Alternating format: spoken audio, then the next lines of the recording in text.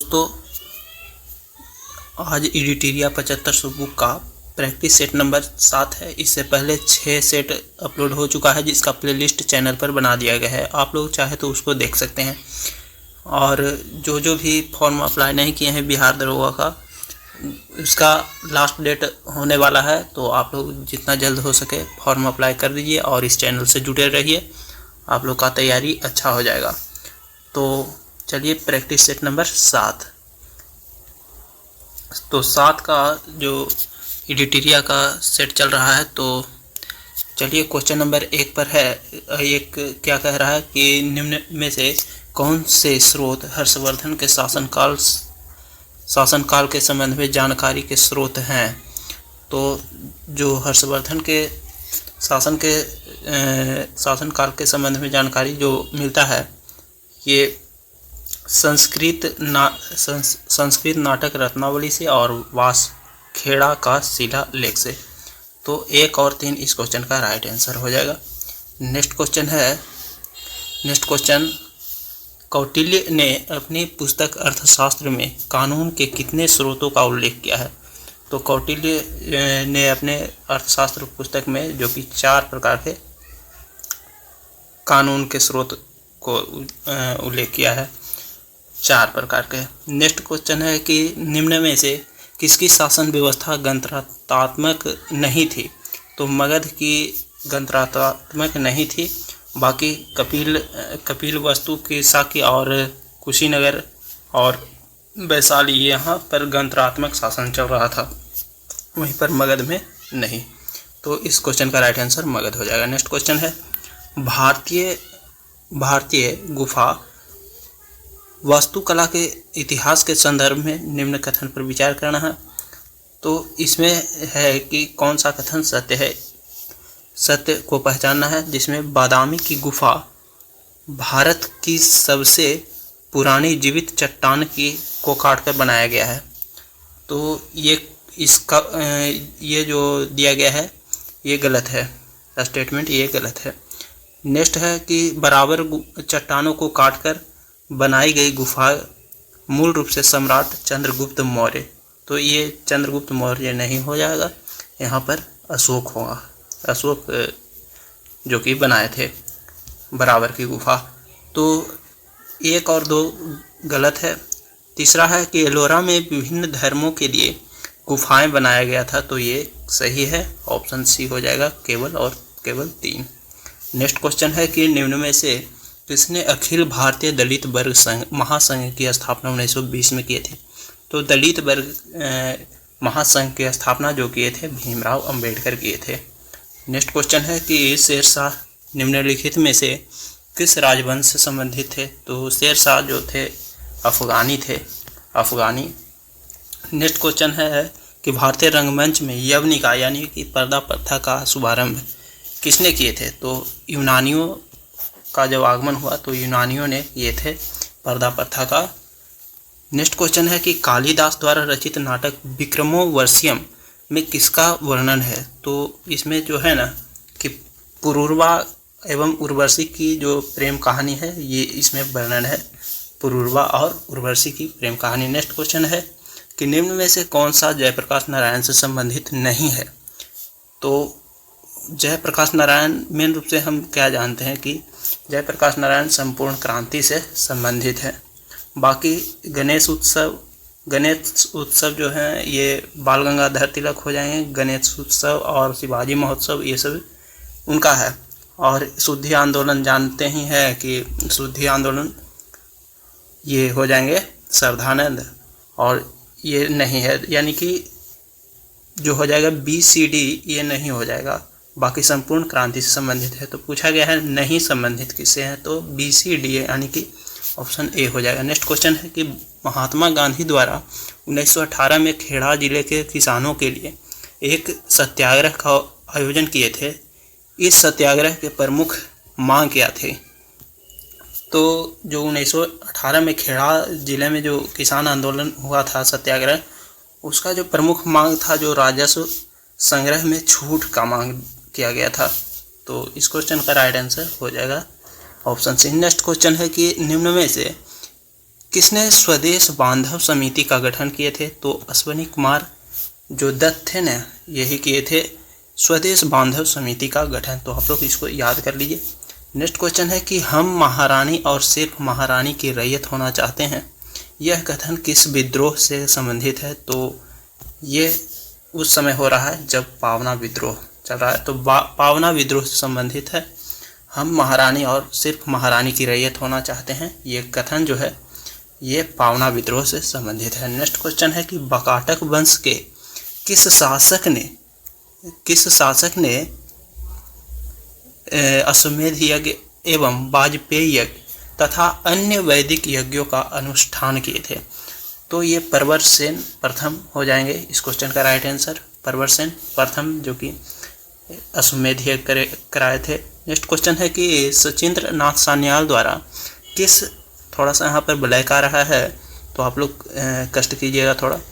सचिंद्र नाथ सान्याल द्वारा किस स्थान पर अनुशीलन समिति का स्थापना किए गए थे? तो अनुशीलन समिति का सर्वप्रथम स्थापना जो है 1904 ईस्वी में ये किया गया था ढाका में, और जबकि 1913 में जो किया गया था ये पटना में। अनुशीलन समिति का गठन जो कि सचिंद्र नाथ सान्याल ने किए थे। नेक्स्ट क्वेश्चन है कि निम्न में से कौन सा कृषि मूल्य नीति से संबंधित नहीं है? तो कृषि मूल्य नीति से संबंधित नहीं है, ये लाइसेंस प्रणाली जो है ये कृषि मूल्य से संबंधित नहीं है। धनंजय यशवंत चंद्रचूड़ यानी डी.वाई. चंद्रचूड़ भारत के कितने नंबर के मुख्य न्यायाधीश हैं? तो ये आप लोग जानते हैं, ये हैं 50वें नंबर के। नेक्स्ट क्वेश्चन है कि भारतीय सुरक्षा गार्ड यानी कि एनएसजी किस केंद्रीय मंत्रालय के अंतर्गत आता है? तो ये गृह मंत्रालय के अंतर्गत आता है, एनएसजी के गृह मंत्रालय के अंतर्गत। नेक्स्ट क्वेश्चन है कि अनुच्छेद 368 में निर्धारित संविधान में संशोधन की प्रक्रिया संदर्भ में निम्न में से कथन पर विचार करना है। तो इस क्वेश्चन में जो कि कौन सा कथन गलत है, गलत को पहचान करना है। तो गलत कथन को पहचान करना है, जैसे कि फर्स्ट में दिया गया है, कथन 1 में दिया गया है कि संविधान में संशोधन केवल संसद के किसी भी सदन में शुरू किया जा सकता है। तो संसद के किसी भी, हाँ, लोकसभा या राज्यसभा कहीं भी शुरू किया जा सकता है। नेक्स्ट है कि विधायक केवल एक मंत्री द्वारा ही पेश किया जा सकता है, किसी निजी सदस्य द्वारा नहीं। ये जो है स्टेटमेंट ये गलत है। नेक्स्ट है कि विधेयक को पेश करने के लिए राष्ट्रपति की पूर्व अनुमति की आवश्यकता नहीं है। तो ये जो विधेयक को पेश करने के लिए राष्ट्रपति की पूर्व अनुमति की आवश्यकता नहीं है, ये सही है, ये सही है। और नेक्स्ट है कि राज्य विधानमंडल द्वारा अनुसमर्थन की आवश्यकता होती है। तो ये गलत हो जाएगा, यानी कि गलत जो है 2 और 4 हो जाएगा गलत। तो गलत पूछा गया है तो ऑप्शन नंबर डी हो जाएगा इस क्वेश्चन का राइट आंसर, 2 और 4। नेक्स्ट क्वेश्चन है कि भारतीय राष्ट्रीय अनुसूचित जनजाति आयोग के अध्यक्ष एवं उपाध्यक्ष के अतिरिक्त सदस्यों की कुल संख्या कितनी होती है? तो अध्यक्ष एवं उपाध्यक्ष को छोड़ करके तो सदस्य की संख्या जो होता है 3 होता है, सब मिलाकर 5 होता है। तो नेक्स्ट क्वेश्चन है कि भारत के नियंत्रक एवं महालेखा परीक्षक अधिकतम कितने वर्ष के लिए अपना पद धारण करते हैं? तो ये 6 वर्ष आपका राइट आंसर हो जाएगा, 6 वर्ष। नेक्स्ट क्वेश्चन है कि निम्न में से कितनी रियासतों 15 फरवरी 1948 को सौराष्ट्र संघ में मिलाई गई थी? तो 222 को जो है ये मिलाया गया था 15 फरवरी 1948 को संघ में। नेक्स्ट क्वेश्चन है कि निम्न में से कथनों पर विचार करना है, कौन सा कथन सही है? तो कौन सा कथन सही है ये आप लोग देखिए कि पृथ्वी की सबसे ऊपरी परत भूपर्पटी है जो सभी परतों में सबसे पतला है। तो ये सही है। क्रस्ट मेंटल और कोर होता है, क्रस्ट यानी भूपर्पटी, यानी ये सही ऑप्शन है। नेक्स्ट है कि महाद्वीपीय परत समुद्री परत की तुलना में कम घनी होती है। तो ये सही है, क्योंकि समुद्री परत बेसाल्टिक चट्टान से बना है। तो ये भी सही है और ये भी सही है। नेक्स्ट है कि पृथ्वी का सबसे भीतरी भाग पिघला हुआ लोहे से बना हुआ है। तो ये गलत है, लोहा का नहीं, ये मैग्मा होता है। नेक्स्ट क्वेश्चन है, तो इस क्वेश्चन का राइट आंसर जो हो जाएगा 1 और 2। नेक्स्ट क्वेश्चन है कि भारत में निम्नलिखित का सबसे बड़ा उत्पादक राज्य लिग्नाइट का सबसे बड़ा उत्पादक राज्य कौन है? लिग्नाइट का तो ये तमिलनाडु है। तमिलनाडु इस क्वेश्चन का राइट आंसर हो जाएगा। नेक्स्ट क्वेश्चन है कि निम्न में से भारत का कौन सा राज्य अपनी सीमा 3 देशों के साथ जैसे नेपाल, भूटान और चीन के साथ साझा करता है? तो ये हो जाएगा सिक्किम। सिक्किम जो है 3 देशों के साथ सीमा साझा करता है और एकमात्र राज्य जो 3 देश से सीमा साझा करता है ये सिक्किम है। नेक्स्ट क्वेश्चन है कि माफिक लावा के बारे में निम्न कथन पर सही कौन सा कथन है? तो माफिक जो लावा है इसमें जो है 45 से 52% तक के सिलिका पाया जाता है, ये कथन सही है।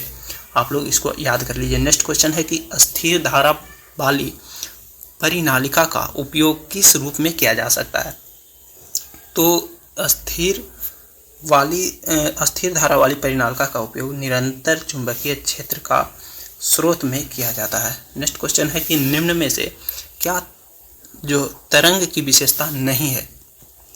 तो तरंग की विशेषता जो माध्यम है ना ये नहीं है, बाकी तरंग दैर्घ्य और आयाम हो गया और आवृत्ति ये सभी है। नेक्स्ट क्वेश्चन है कि निम्न में से किसके मापन हेतु स्टैलाग्मोमीटर का उपयोग किया जाता है? तो पृष्ठ तनाव इस क्वेश्चन का राइट आंसर पृष्ठ तनाव हो जाएगा। याद कर लीजिए, इसी प्रकार से क्वेश्चन पूछा जाता है। स्टैलाग्मोमीटर का उपयोग पृष्ठ तनाव मापने में किया जाता है। नेक्स्ट क्वेश्चन है कि निम्न में से ये रासायनिक समीकरण को संतुलित करना है, जिसमें दिया गया है कि यहाँ पर दो अणु कार्बन मोनोऑक्साइड का है और एक अणु जो है ऑक्सीजन का है, तो मिला करके ये बन रहा है। तो इसमें जो है ना ये ऑप्शन नंबर सी इस क्वेश्चन का राइट आंसर हो जाएगा, क्योंकि CO जो है 2 अनुपात में हो जाएगा, क्योंकि यहाँ पर 2 आगे में है तो 2 हो जाएगा और ऑक्सीजन 1 है इसलिए अनुपात 1 हो जाएगा, यानी कि 2:1 जो होगा इस क्वेश्चन, तो 2:1 मोल के अनुपात में अभिक्रिया, ये ऑप्शन सही है। तो आप लोग इसको ध्यान कर लीजिए। नेक्स्ट क्वेश्चन है कि उत्कृष्ट धातु को घोलने के लिए निम्न में से किसका उपयोग किया जाता है? तो उत्कृष्ट धातु जैसे कि सोना हो गया जो बहुत कठोर होता है, तो उसको घोलने के लिए ना एक्वा रेजिया का प्रयोग किया जाता है, एक्वा रेजिया का। तो एक्वा रेजिया इस क्वेश्चन का राइट आंसर हो जाएगा, जिसमें कि HCl और HNO3 होता है, हाइड्रोक्लोरिक अम्ल और नाइट्रिक अम्ल HNO3। तो HNO3 जो HCl जो होगा 3:1 के अनुपात में होता है, इसी को कहते हैं एक्वा रेजिया। तो आप लोग ये तो जानते होंगे। नेक्स्ट क्वेश्चन है कि शेविंग क्रीम की मृदुता किसके द्वारा संवर्धित किया जाता है? तो पोटेशियम कार्बोनेट जो है इसका उपयोग किया जाता है मृदु बनाने में।